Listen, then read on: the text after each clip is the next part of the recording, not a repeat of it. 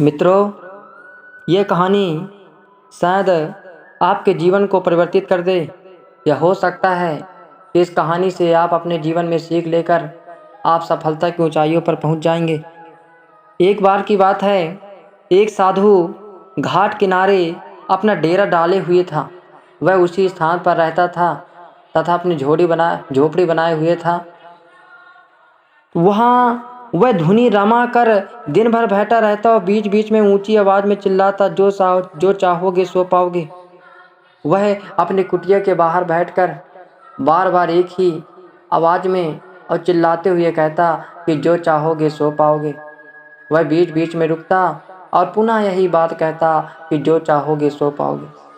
उस रास्ते से गुजरने वाले राहगीर उसकी बातों को सुनकर अनसुना कर देते थे और साथ ही साथ उसको पागल समझते थे कि यह बाबा पागल हो गया है, यह साधु तो पागल हो गया है। एक दिन एक बेरोजगार युवक उस रास्ते से गुजर रहा था। साधु के चिल्लाने की आवाज़ उसके कानों में पड़ी कि जो चाहोगे सो पाओगे।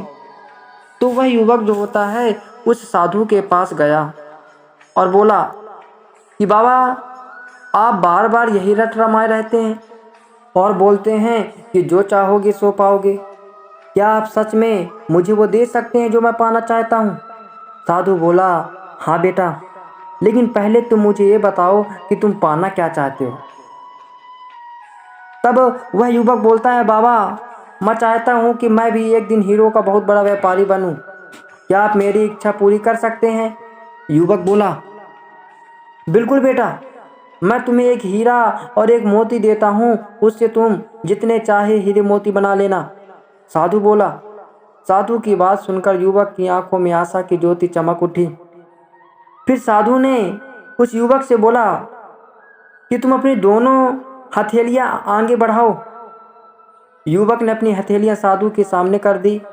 साधु पहले उसकी एक हथेली पर अपना हाथ रखा और बोला, बेटा, इस दुनिया का सबसे अनमोल हीरा है, इसे समय कहते हैं। इसे जोर से अपनी मुट्ठी में जकड़ लो। इसके द्वारा तुम जितने चाहे उतने हीरे बना सकते हो। इसे कभी अपने हाथ से निकलने मत देना। फिर साधु ने अपना दूसरा हाथ युवक की दूसरी हथेली पर रखकर कहा, बेटा, ये दुनिया का सबसे कीमती मोती है, इसे धैर्य कहते हैं। जब किसी कार्य में समय लगाने के बाद भी वांछित परिणाम प्राप्त न हो तो इसे धैर्य नामक मोती को धारण कर लेना। यदि ये मोती तुम्हारे पास है तो तुम दुनिया में जो चाहो वो हासिल कर सकते हो। युवक ने ध्यान से साधु की बात सुनी और उन्हें धन्यवाद कर वहां से चल पड़ा। उसे सफलता प्राप्ति के 2 गुरु मंत्र मिले थे। उसने निश्चय किया कि वह कभी अपना समय व्यर्थ नहीं गवाएगा और सदा धैर्य से काम लेगा। कुछ समय बाद वह युवक एक हीरे के बड़े व्यापारी के पास काम करने लगा।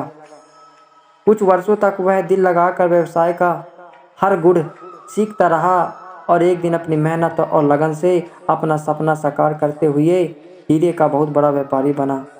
तो दोस्तों, वह युवक उस साधु की, उस बाबा की दिए हुए 2 गुरु मंत्र को ग्रहण किया और अपने जीवन में धारण किया और उनको फॉलो किया और वह अपनी लाइफ में सक्सेस हो गया। तो दोस्तों, इस कहानी से हमें सीख मिलती है कि लक्ष्य प्राप्ति के लिए सदा समय और धैर्य नामक हीरे मोती अपने साथ रखें। अपना समय कभी व्यर्थ न जाने दें और कठिन समय में धैर्य का दामन न छोड़ें। सफलता अवश्य प्राप्त होगी।